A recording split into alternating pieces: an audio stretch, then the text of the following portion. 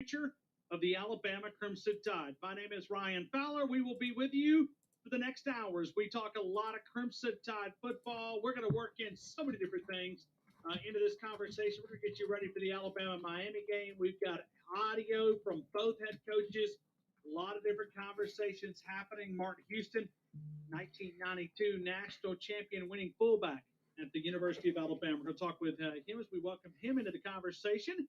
Does mornings beginning at 6 a.m. here on Tide 100.9. Hey, Martin Houston, I hope all is well. Welcome in to Alabama Tradition. I am glad to be in, Ryan, and all is well on this side of the glass. Absolutely. And, I got to get into a couple different things.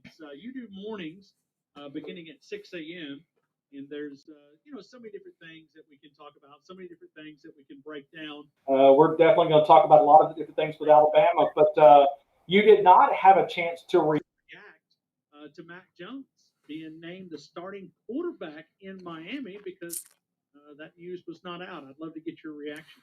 Well, remember our conversation yesterday?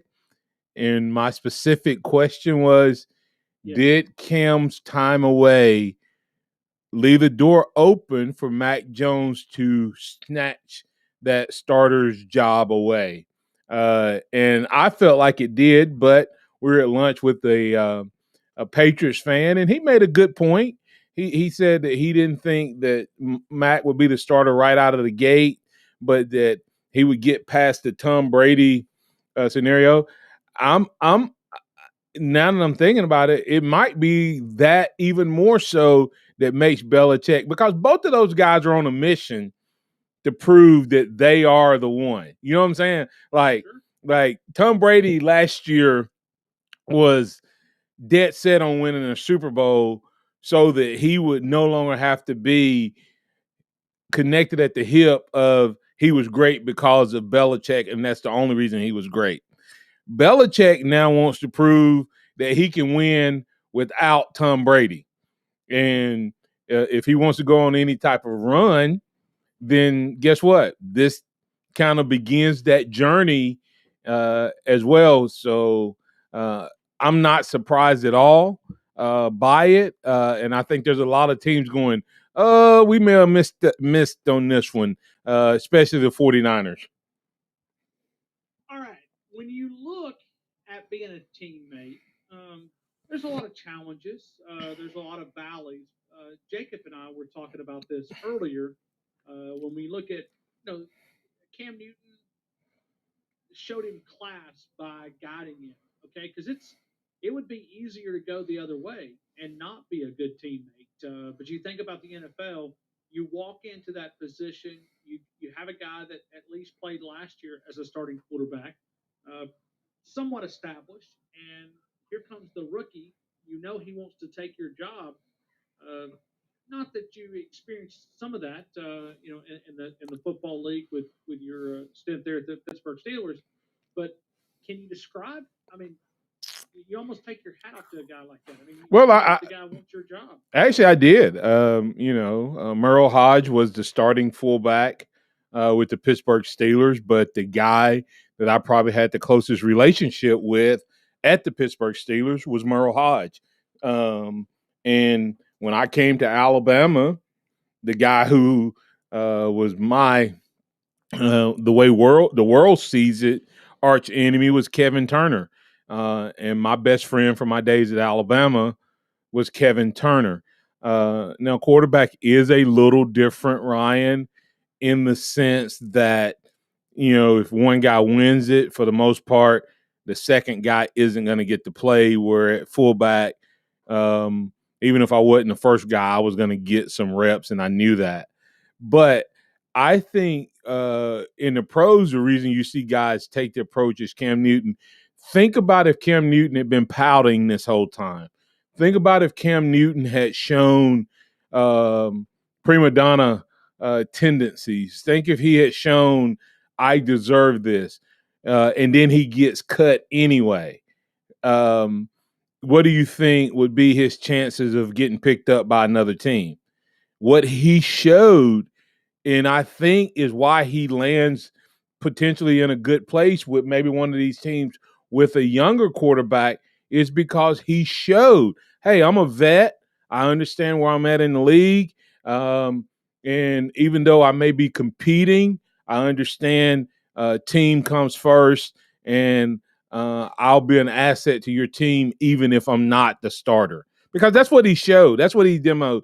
He knew that the writing was on the wall, regardless of whether it was this season, halfway through, or first game or last game, that he was helping coach his or mentor his replacement. He knew that.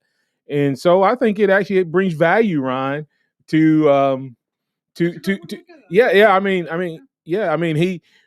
you're an NFL team and you watch Cam Newton handle that, remember Cam's reputation 2 years ago was negative. Not a guy you wanted around necessarily. And he showed a different attitude this year, that he could be a part of the process and not a distraction, even when he was fighting for his job. It's a great way to look at it. Jacob, you're welcome to jump in here, man, if you have anything, because I know we were talking about this earlier, and I thought we had a good conversation. That's Jacob Harrison, which is the producer of this program. Jump in if you're more than welcome to, if you'd like. I mean, I'm surprised. I really am kind of surprised that Mac was able to win the job and actually win the job with it. Because what I had been saying all offseason was Mac would totally win the job and still have to wait until at least after that Tom Brady game, because so much perception can be made out of that game unjustifiably.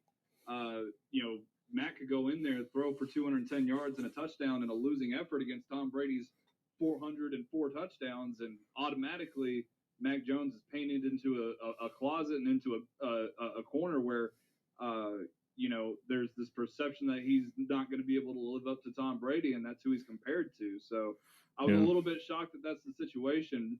And with Cam Newton, I honestly don't know if he'll be able to sign with a team this year, but I agree with Martin. It's fun, it's easy, and it's understandable to pick at Cam Newton for obvious reasons with Iron Bowl, relationships. But at the same time, I think he's done a lot to help improve his image so that he can continue his NFL career. Yeah, and to your point, Jacob, that's what the gentleman we were speaking with yesterday said about that Tampa Bay game. Because it's not just Tom Brady coming in town. It's the Tom Brady, the starting quarterback, on the defending world champion, Super Bowl champion, and the best defense in the league that everybody agreed to come back.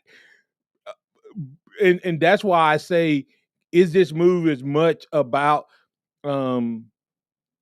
Mac Jones about Bill Belichick as it is about Mac Jones, because he didn't even give himself a safety net.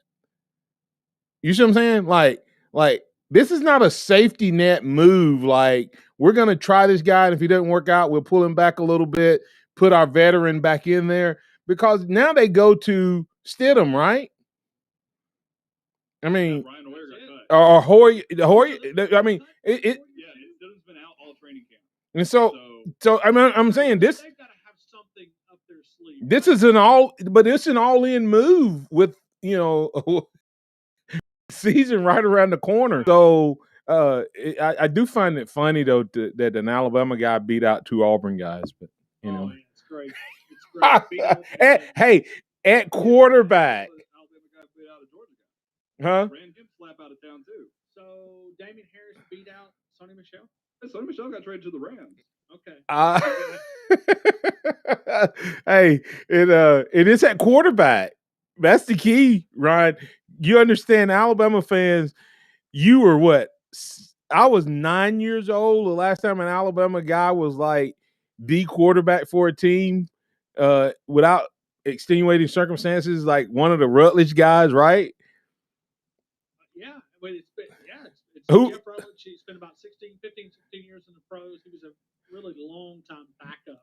Yeah, great quarterback at Alabama, but really, was he not? Is he not like the last one that was like we've had guys start until A.J. McCarron played against Pittsburgh. But I'm saying he was at no.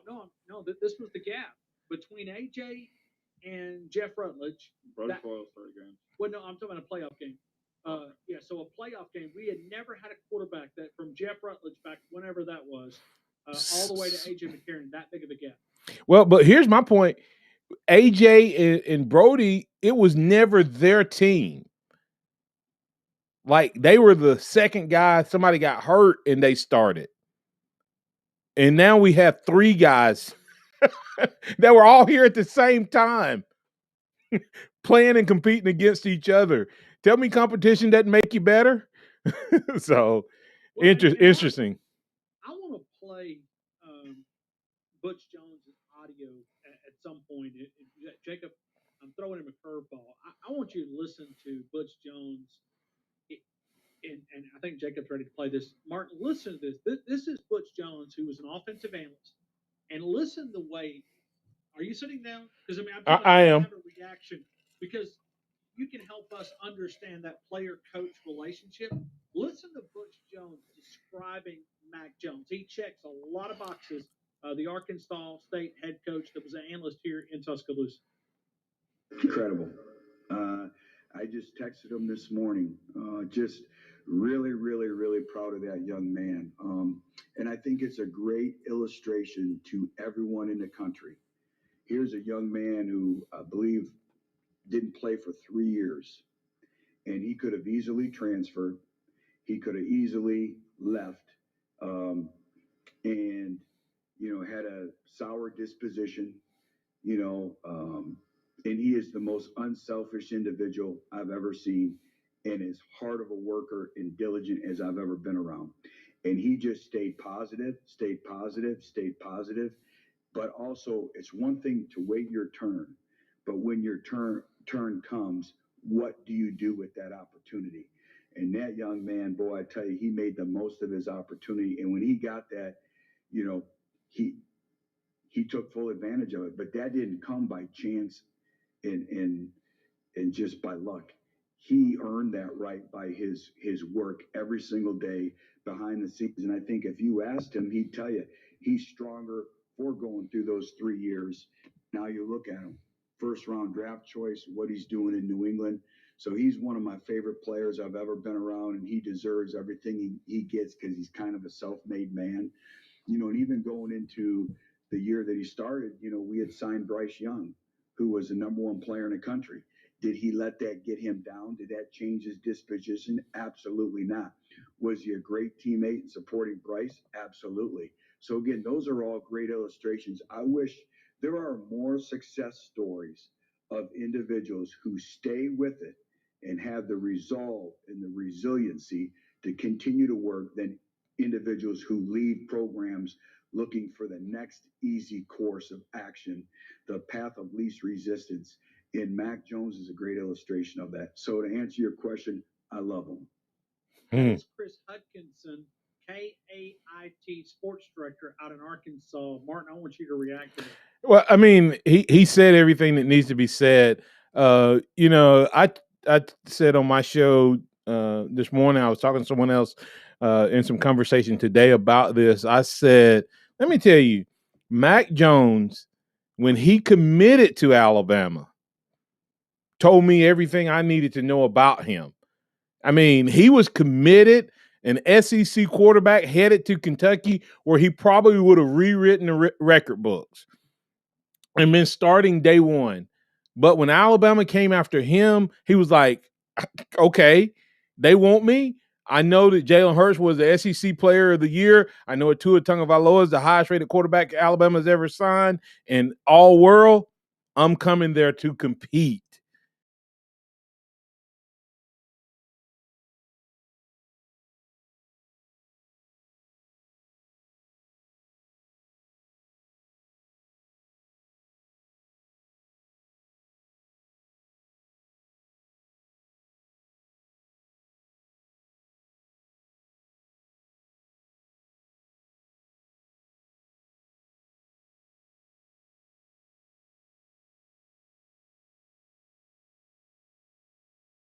I think we lost you there, but I think we're back there.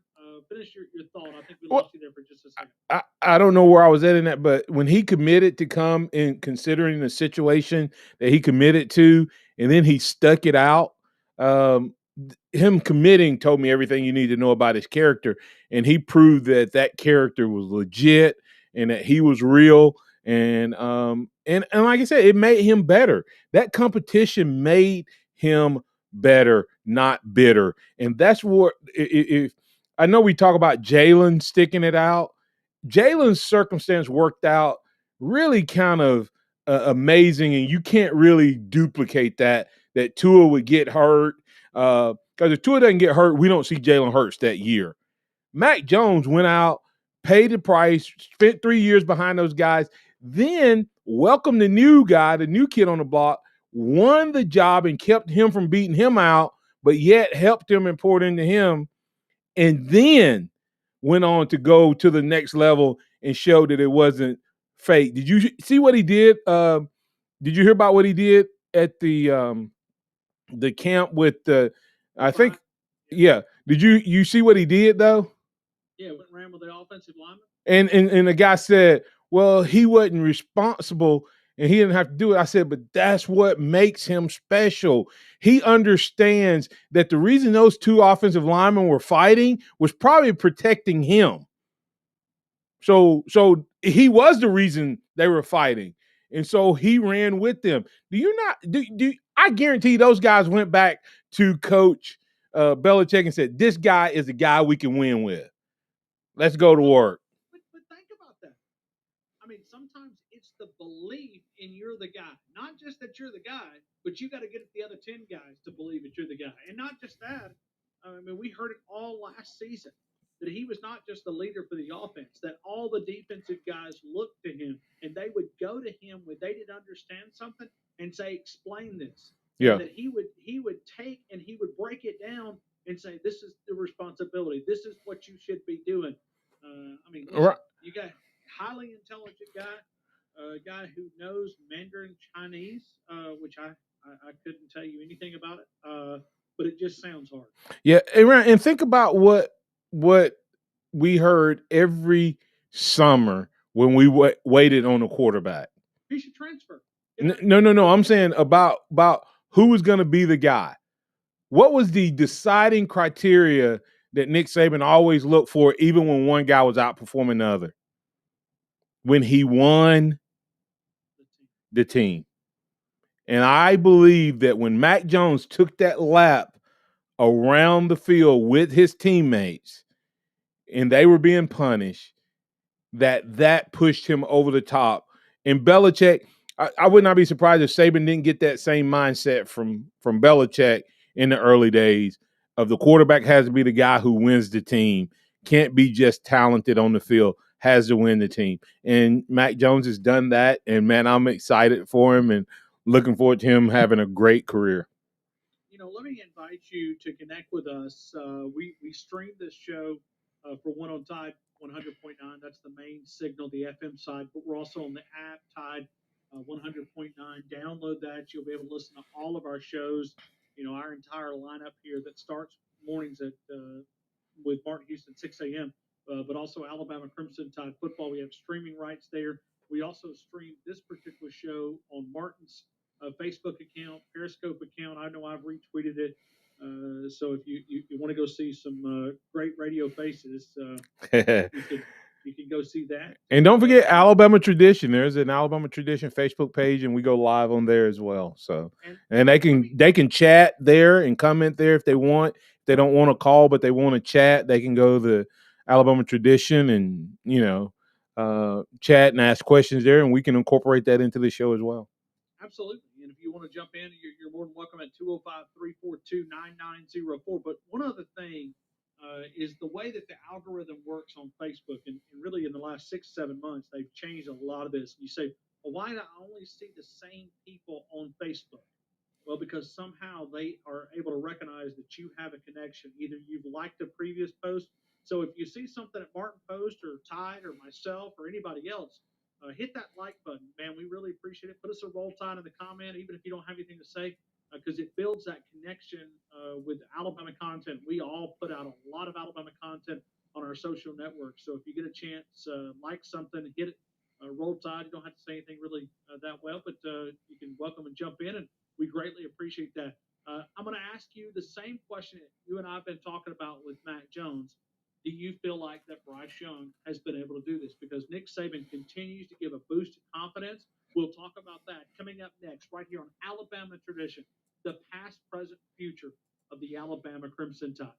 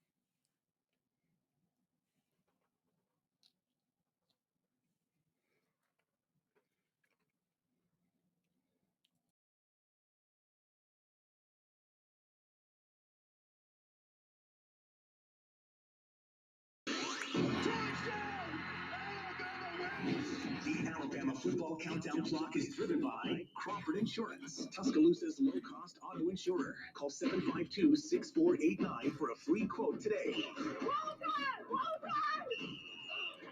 There are 4 days until Alabama football.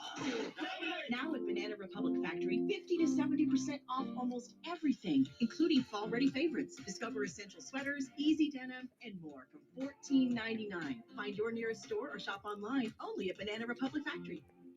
Walk-On athletes put everything they've got into the game. Walk-On Sports Bistro puts everything we've got into bringing you game day with a taste of Louisiana. Over 70 big-screen TVs. Mouth-watering Louisiana cuisine. Po' boys, gumbo, voodoo shrimp, plus fan favorites like juicy burgers and fresh salad. Made from scratch with ingredients you can't help but crave. Now open in Tuscaloosa, 675 Skyland Boulevard. Walk-ons.com. Walk-On Sports Bistro, more than a restaurant.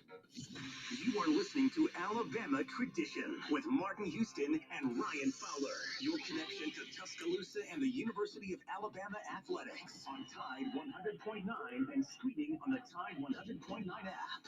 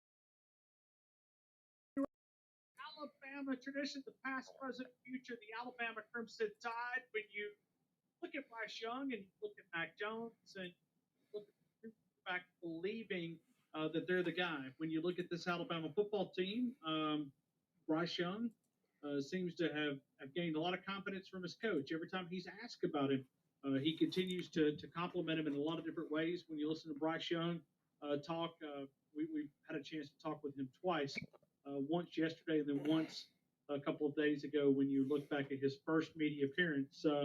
Has Bryce Young done enough to build that same confidence that we were just talking about with Mac Jones? I think he has, and I think you'll see that pay off on Saturday afternoon. Now, when you look at Bryce Young, Has he been able to do the same thing? Martin Houston. Absolutely. I think Bryce has, without a doubt, won this team over. And I wonder sometimes, does it mean that there's an extreme gap between the two, first and second team? Or is it that this young man, Ryan, just clearly established himself as the clear cut leader? In other words, could we win with Paul Tyson or Jalen Miro? Or are we in desperate times if Bryce goes down? That's a question I'm not sure I know the answer to. But when we saw Bryce Young meet the media, he he checked every box. He's checked every box in the spring and then in the summer. We didn't get to see a lot of what he could do this past fall. But I think without a shadow of a doubt, he has won this team. Martin, as we look at this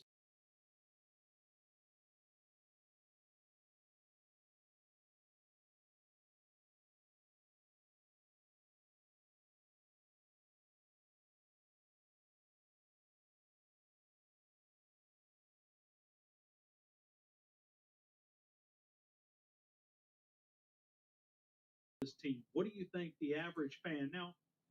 For you guys who played the game, y'all got to be able to analyze it from a different perspective. You'll be able to see things that most of us will not be able to see. But when you look at Bill O'Brien stepping in as the new OC, you think we'll be able to identify a difference from last year to going into this year with Bryce Young and all these new pieces of the puzzle?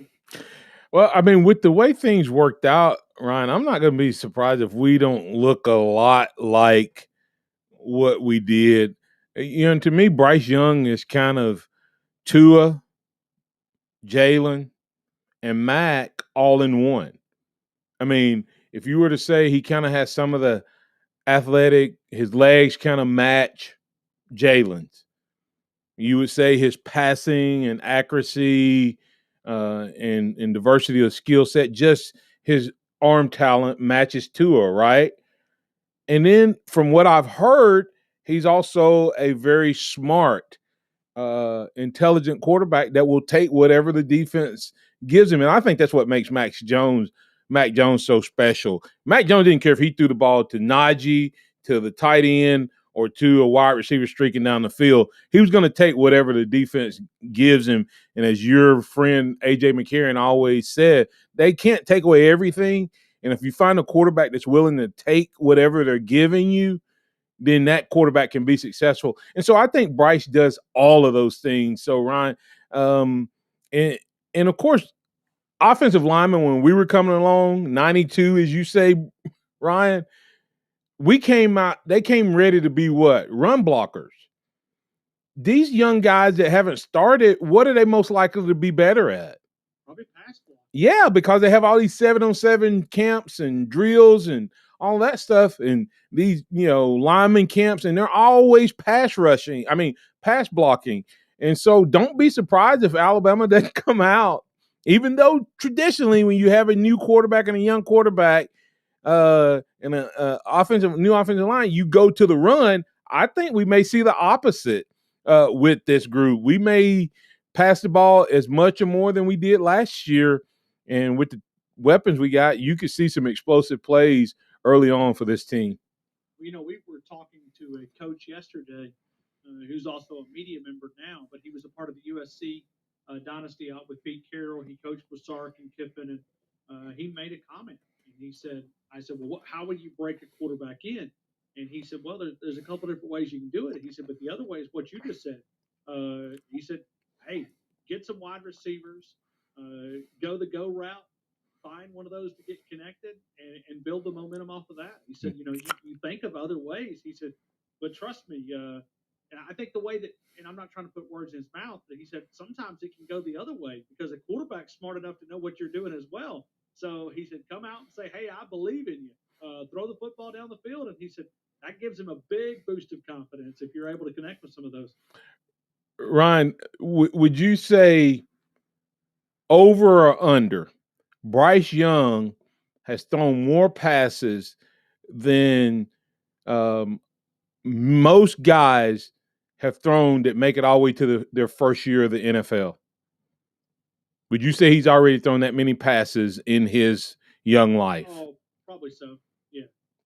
Right? I would mean, say so. yeah. I mean, so think about the coaching these guys get at the high school level, and then they get all the camps on top of that. And now he's going into his second year here, where he's had a spring. This is his second spring, right? Even though he's just going, typically he'd be in his first year, but this is his second spring, his second summer. I mean, and was he one of those that got a few reps even at the end of the season? I know Jalen did. I couldn't remember if he did. So he's as ready to pass as the quarterbacks who were starting, the third, fourth year guys that were starting in Alabama history in the past. He's already thrown more passes than they did, and he hadn't started a game. Going to be a lot of fun to see exactly what this team will look like. Let's break here, and I want to let you think about this for a couple of minutes. I want you to take me back to that '92 game. I know you tell me all types of stories about leading into that '92 game, and it's a lot of fun because we've spent probably more time in the last couple of weeks talking about that game because it's the last time these two historic programs have played one another, and it seems to be maybe a different perspective on this, but we'll talk more about that. It seems like Alabama's the 19 and a half, 20-point favorite, according to the experts in the desert, and that line has traveled up even in the last couple of hours. So I don't remember 92. You remember what the underdog was? I mean, were we that big of an underdog? I don't think we were that big, but we probably were close.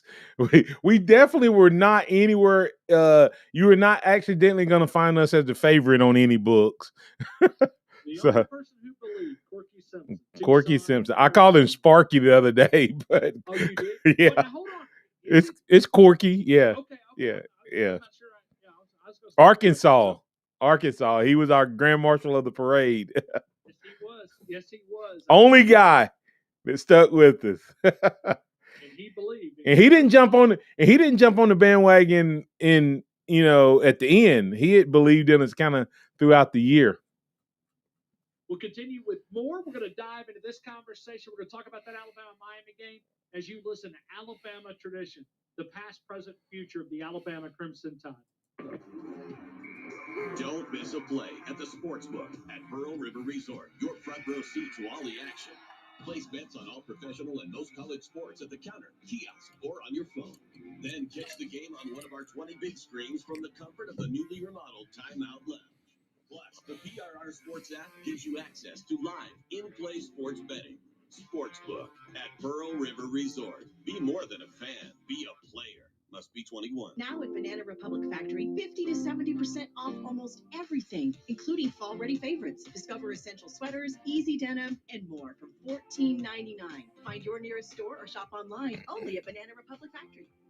Start fall with everything to do business better during Dell Technologies Labor Day event. Save up to 45% on select business PCs with Windows 10 Pro. Power your workday with savings on Dell servers, monitors, docks, and other accessories, plus free shipping on everything. Do more with modern devices and Windows 10 Pro. Call 877-ASK-DELL for a Dell Technologies advisor who can help you find the right tech. That's 877-ASK-DELL for business specials during Dell's Labor Day event. Walk-on athletes put everything they've got into the game. Walk-On Sports Bistro puts everything we've got into bringing you game day with a taste of Louisiana. Over 70 big screen TVs. Mouth-watering Louisiana cuisine. Po' boys, gumbo, voodoo shrimp, plus fan favorites like juicy burgers and fresh salad. Made from scratch with ingredients you can't help but crave. Now open in Tuscaloosa, 6785 Skyland Boulevard. Walk-ons.com. Walk-On Sports Bistro, more than a restaurant. At Hannah's Organic Honey, business may be sweet, but they need an e-commerce queen bee to lead the hive. Okay, these jars are going to Jakarta. Oh, wait a minute. Does that say Jackson? Indeed can help them hire great people fast. I need Indeed. Indeed you do. Schedule virtual interviews and talk to candidates right from your employer dashboard. Visit Indeed.com/credit and get $75 towards your first sponsored job. Terms and conditions apply. We're planning a trip to Spain later this year. But Spanish It's pretty bad. So we're using Babbel. Babbel's conversation-based method teaches you real-life words and phrases. And with Babbel's interactive, bite-sized lessons, you'll remember what you learned. There's no easier way to learn another language. Ahora hablamos español. He just said now we speak Spanish. Babbel, language for life. Now try Babbel for free. Just go to Babbel.com. That's Babbel.com. Talking Alabama Crimson Tide football on Alabama Tradition with Martin Houston and Ryan Fowler in Tuscaloosa on Tide 100.9 and streaming on the Tide 100.9 app.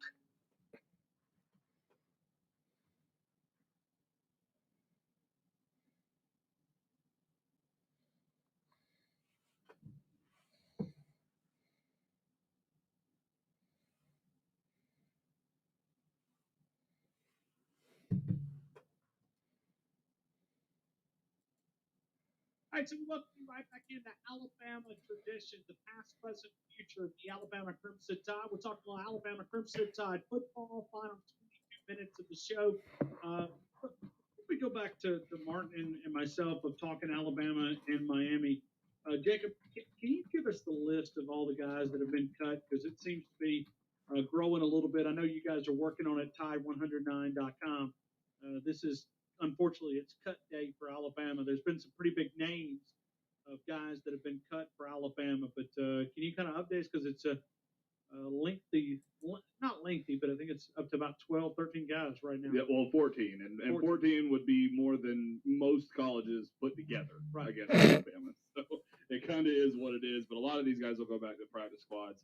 But you got Tony Brown with the Bengals, Colton Mazza, the long snapper with the Chargers, Ross Piersbacher, interior offensive lineman with the Eagles, Christian Miller, outside linebacker for the Panthers, Clinton Dix, who had just signed with the Niners, he's let go.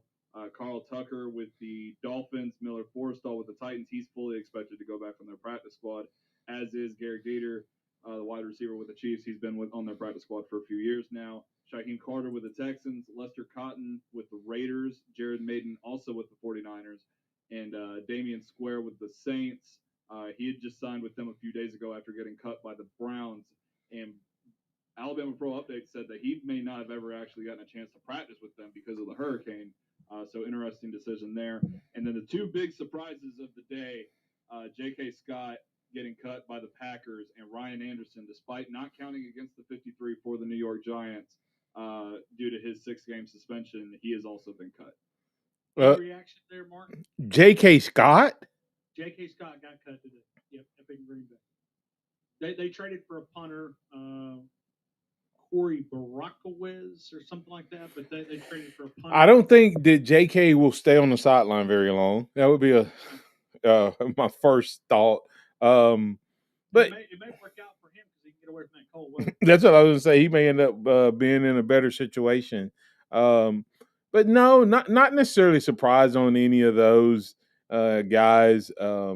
It's just crazy to think, Ryan, that 15 years ago, or we didn't even have a guy drafted, or 14 years ago, we didn't have a guy drafted and only had a handful in the league, period. And now we're talking here, and we have to take a whole segment just to name the guys who got cut.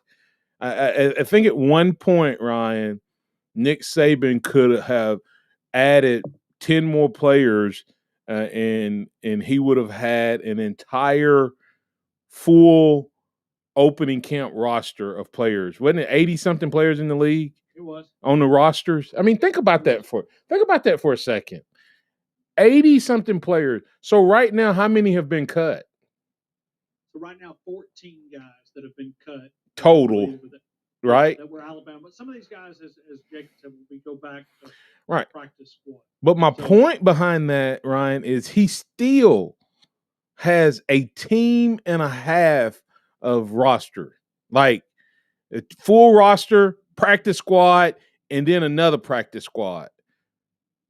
And that's not counting the guys that got cut. And half of these guys are going to be, half of those guys you named are going to end up somewhere else when some other guy gets cut. Well, let me add this to it. That's not counting the cuts that happened last week. So you had Robert Foster. Well, Damian Square was cut then. So what the numbers? About 16 to 20, somewhere in that range. Yeah, something like that. So you still got almost 60 guys. You also got to remember you got some guys on injured reserve as well. Right. There's a lot of guys on injured reserve, but about 4 guys last week plus Bo Scarborough in the first week.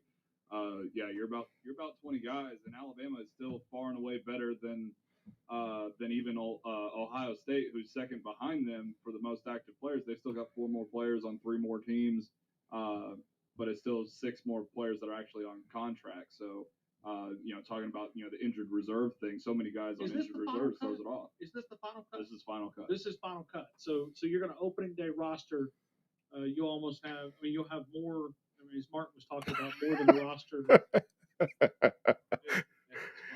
Well, yeah, that's why he is the greatest recruiter in the land. He walks in and says, "Son, there's a real good chance if you do what you're supposed to do, you'll have a chance to play at the next level."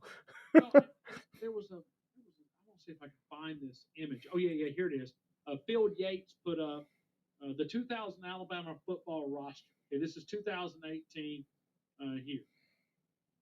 3 future NFL starting quarterbacks, Tua, Hurts, and Mack.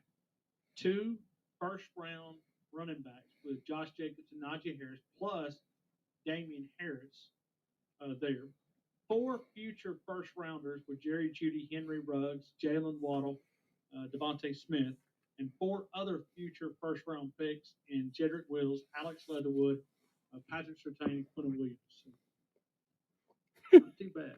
Not too bad. Not bad at all. Martin, let's go back to New Orleans. Speaking of New Orleans, man, with the devastation there, hopefully those guys are able to recover at a very fast pace. They're our SEC brethren, and seeing what those guys went through. Certainly thinking about all those. I've been texting with people that are affiliated with our show and trying to check in with those guys down in Louisiana. And but I take you to New Orleans of '92. You guys were preparing to go play a championship on the first day of January of '93. And is there something that stands above the rest? I mean, there's probably a million different memories of that national championship. But is there something that stands above the rest? Any memory that is higher than the rest? Well, there's a lot of great memories, but Ryan, I remember just the surreal nature of, man, we're playing for a national title. Think about being a kid growing up in the state of Alabama. Whether you're an Auburn fan or an Alabama fan, you knew what. Yeah, but you knew what Alabama. You still knew what Alabama stood for, and at some point in your life, even though I was an Auburn fan late in my career, I had been an Alabama fan as a kid.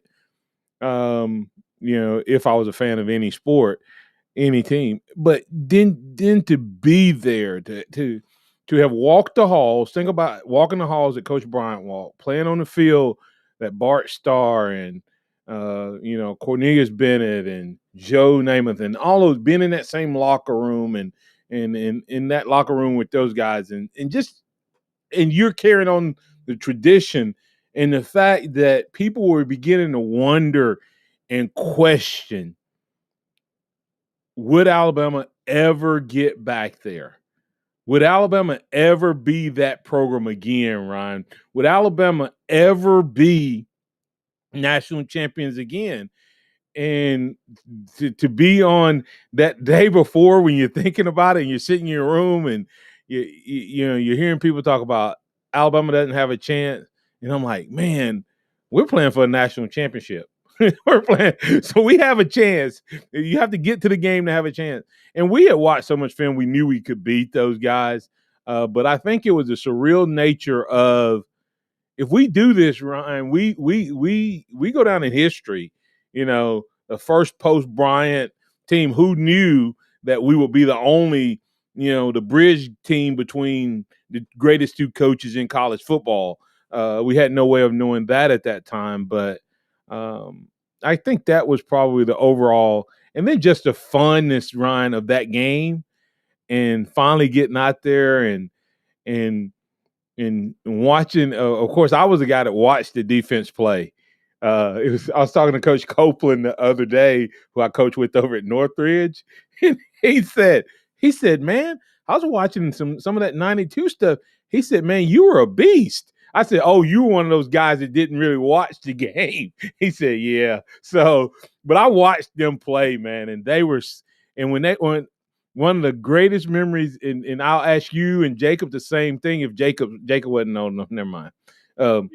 Jacob was not even. Yeah, never mind. But Ryan, do you remember?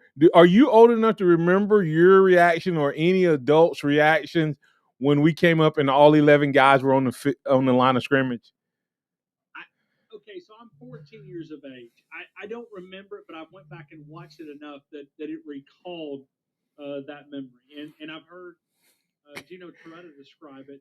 And I'll let you describe it. Everybody always say, well, what were y'all thinking? I said, same thing you were thinking. They never showed that to us at practice. So I had never seen it. If anybody on offense had seen it, then, I don't remember them ever doing anything like that. And when they did it, I'm like, oh my God. They just walked. You talking about testing somebody and calling their bluff? They were like, we got to do fastest wide receivers. Called their bluff flat out, lined up everybody. They call it zero coverage when you don't have a safety, Ryan.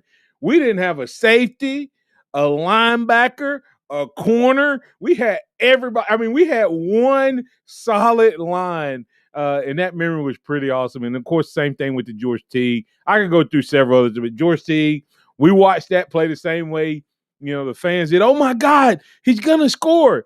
Oh, my God, he's going to catch him. He's going to catch him. He caught him. He caught him. Man, he caught him. Oh, my God, he has the ball. He has the ball. So we went through the whole thing. So same emotion because we were fans of each other. And that's what I think made that team so special, Ryan. We were kind of the seniors were kind of that Bill Curry team, that first full class he had ever recruited, and everybody dogged us and told us we were the worst class that Alabama had ever signed. So we kind of had a chip on our shoulder, and it all panned out that night down in New Orleans. Well, somebody just told us that we were an 8-point underdog, that Miami was the 8-point favorite in that game. We were asking that question earlier because Alabama's now a 19.5. But I'll tell you my side of the version of the story, and I can almost tell you the same. The version's the same from the Florida side. My dad made me an Alabama fan. I had no choice. Trust me, if I'd have put the blue and orange on, it would have been sleeping on the barn. But my dad always put boots on when he would watch Alabama, and he would always have and it was so loud. And watching that game, I can still remember the location of where I was sitting and watching my dad prancing through the house with these cowboy boots on, because it was just so loud when he would stomp. And when Langham did it at Legion Field, or when George, it just I can see my dad prancing through, because he had lived through the 70s, and as you said, reestablishing that Alabama tradition of winning. My heavens, man, it was what a moment. What a moment in time. And I noticed something you said right there, because Coach Stallings, I think, had instilled. And I'm curious, when you look at it, is that where that confidence came? Not only going up against you guys in practice, but he said he told you guys all the time that that you should believe in yourself. That he had the confidence that you guys could take down Miami. And as you said, very few people did. Yeah, the team had really banded together, and we watched a lot of film on that team. And Ryan, sometimes it's especially so in like baseball and basketball, and a lot of times in football, the team with the most overall talent is going to win. 9 times out of 10. Because they have all the talent in all the right places. from a pure talent standpoint, Miami, that was one of the most talented teams I ever played against. But what we did best, our strength, lined up perfect against their style defense. Okay? The style defense they ran, every time we faced that defense, we would just annihilate it. Our strength, our defense versus their offense. So, where they were strong, we were strong. And where they were weak in their run game, I mean, we watched film, man. We saw Penn State, Florida State, Arizona. We saw them lose games instead of Miami winning the game. And we were like, if we get rid of those mistakes, I think Florida State fumbled inside the 10 2 or 3 times. I think Penn State fumbled inside the 10 into the red zone a couple times. And so, and then Arizona, which we thought was good, they missed a field goal to win it. So we knew we could beat that team. And when we jumped on them early, in the physicality in which we played, it was like, oh my God, what do we do with this? They're not going to stop. I think last they had like 125 yards rushing in the first half. And Jay Barker, not dogging Jay, but a young kid came up to me today, Ryan, and said, is it true that Jay Barker had 18 yards passing and y'all won a national championship? I said, yeah, didn't have to. I said that's true. We ran the ball at will, and for this kid who he's like 20 something years old, he you can see it. You can see like his brain going, huh? How do you beat a team with so without throwing the ball? I was talking to Billy Jackson from Phoenix City, running back in the 70s, over the weekend at this Wishbone Boys. He told me the same thing. He said, if we found a play that was successful, we didn't change it. Yeah. Until they stopped it, he said we would run it 7, 8, 9 times in a row. And he said until they showed that they could stop it, we would keep pounding the football. Martin, we're going to get out of here in about a minute and 30 seconds. Okay. Give me a prediction. You got a prediction? I don't usually get my prediction to Friday. I have to mull on it a little bit more. But every morning at 6 a.m. Yep, and I'm giving some swag away if they want to call and give a prediction in the morning, giving away a cap and mug, Martin Houston Show cap and mug. But the I will say this: I think that Alabama wins this game by at least 3 scores because I think offense is going to be surprisingly better early than we thought, and I really think this defense.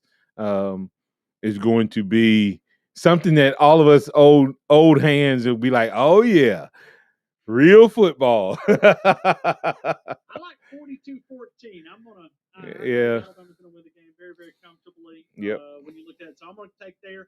We're gonna get out of here, but we're gonna go out with a Will Anderson. He said the old school R&B is what he listens to before he goes out to the game. So we're going old school a little bit.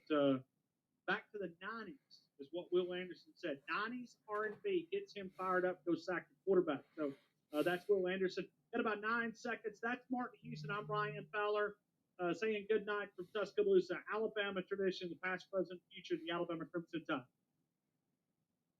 The original Peloton bike offers more motivation. Great job, team. 70% of members say they work out more now with Peloton than before. Get game-changing cardio at a new game-changing price. The original Peloton bike, now $400 less. Learn more at onepeloton.com. At Hannah's Organic Honey.